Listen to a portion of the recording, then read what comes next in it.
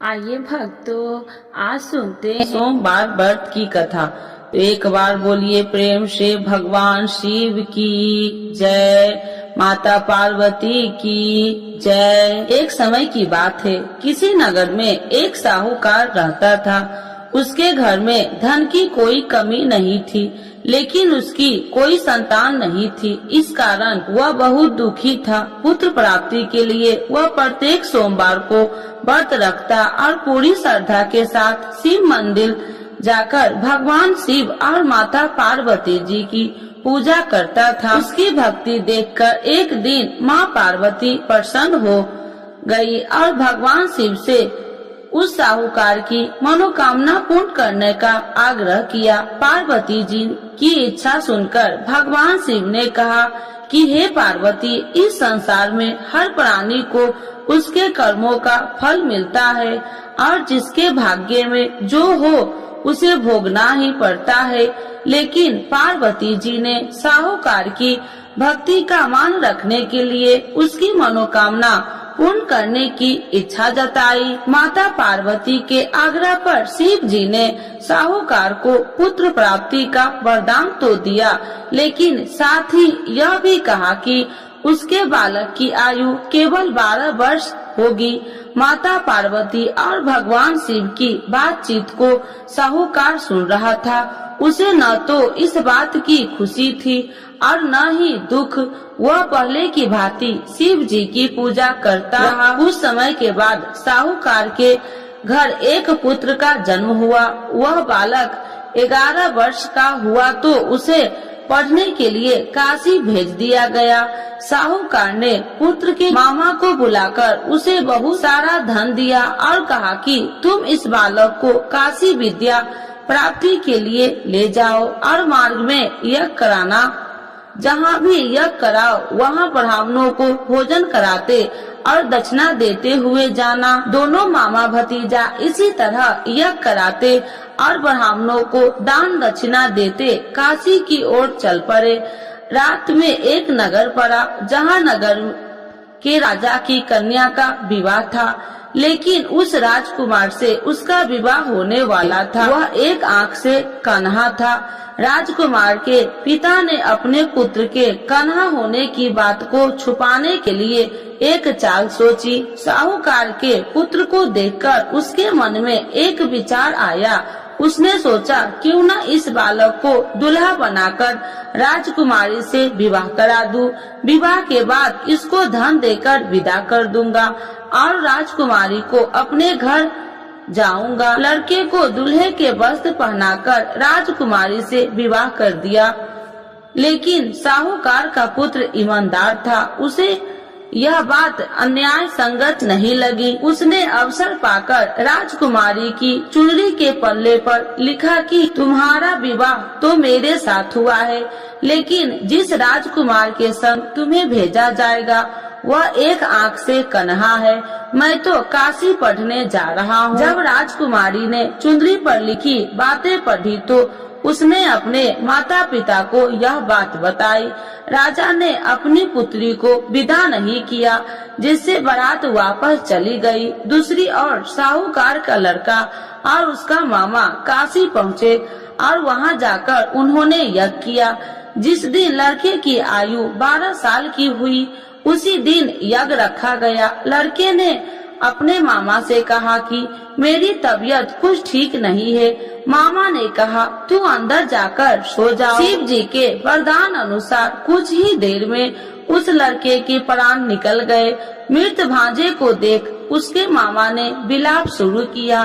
संयोगवश उसी समय शिव जी और माता पार्वती उधर से जा रहे थे। पार्वती भगवान से कहा स्वामी, मुझे इसके रोने के स्वर सहन नहीं हो रहा। आप इस व्यक्ति के कष्ट को अवश्य दूर करें। जब शिव जी मृत बालक के समीप गए तो वह बोले कि यह उसी साहूकार का पुत्र है जिसे मैंने 12 वर्ष की आयु का वरदान दिया था। अब इसकी आयु पूरी हो चुकी है। लेकिन मातृ भाव से विभोर माता पार्वती ने कहा कि हे महादेव, आप इस बालक को और आयु देने की कृपा करें, अन्यथा इसके वियोग से इसके माता पिता भी तड़प तड़प कर मर जाएंगे। माता पार्वती के आग्रह पर भगवान शिव ने उस लड़के को जीवित होने का वरदान दिया। शिव जी की कृपा से वह लड़का जीवित हो गया।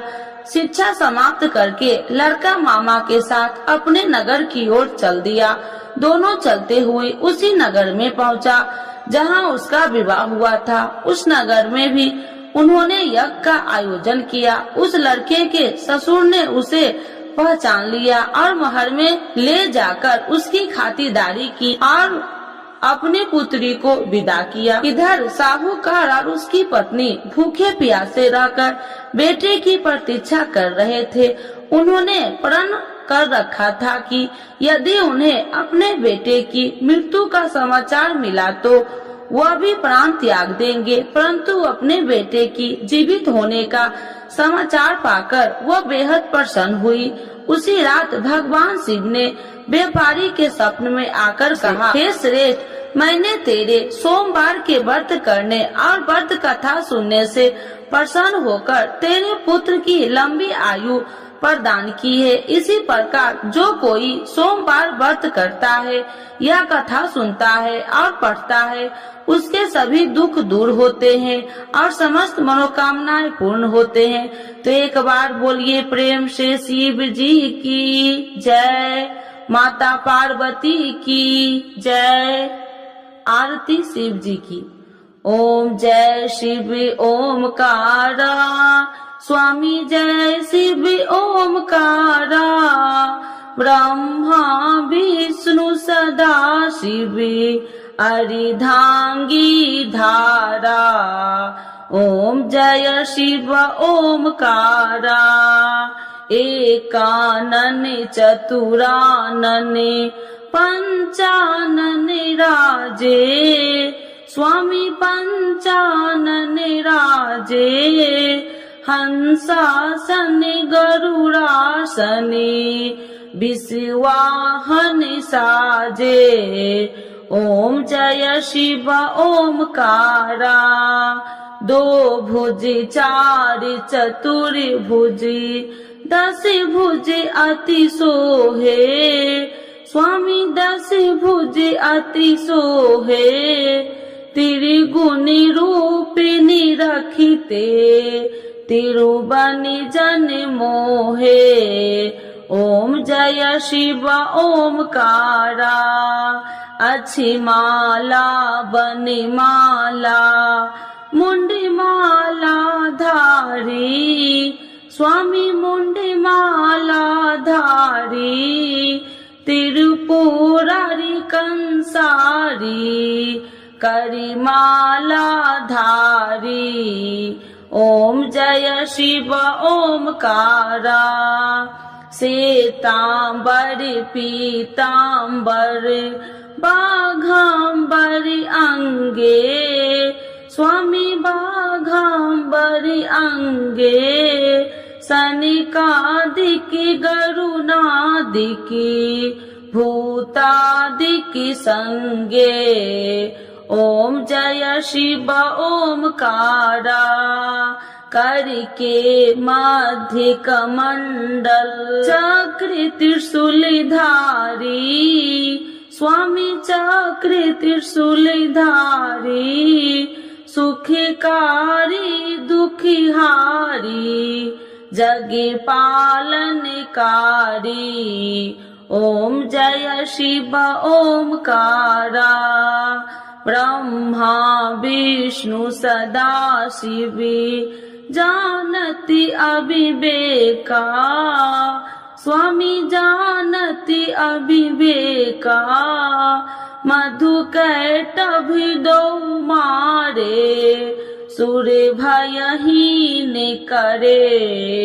ओम जय शिव ओमकारा, लक्ष्मी व सावित्री पार्वती संगा, स्वामी पार्वती संगा, पार्वती अर्धंगी, शिव लहरी गंगा। ओम जय शिव ओमकारा। पार्वती सोहे पार्वती शंकर कैलासा। स्वामी शंकर कैलासा। भांग धतूर का भोजन भस्मी में बसा। ओम जय शिव ओमकारा। जटा में गंगा बहती है गले मुंडन माला। स्वामी गले मुंडन माला। शेष नाग लिपटावती ओढ़त मृग छाला। ओम जय शिव ओमकारा। काशी में विराजे विश्वनाथी नंदी ब्रह्मचारी। स्वामी नंदी ब्रह्मचारी। नित्य उठी दर्शन पावती महिमा अति भारी। ओम जय शिव ओमकारा। त्रिगुण स्वामी जी की आरती जो कोई नर गावे। स्वामी जो कोई नर गावे। कहत शिवानंद स्वामी मन वांछित फल पावे। ओम जय शिव ओमकारा। प्रभु हर शिव ओमकारा। शिव जी की जय। माता पार्वती की जय।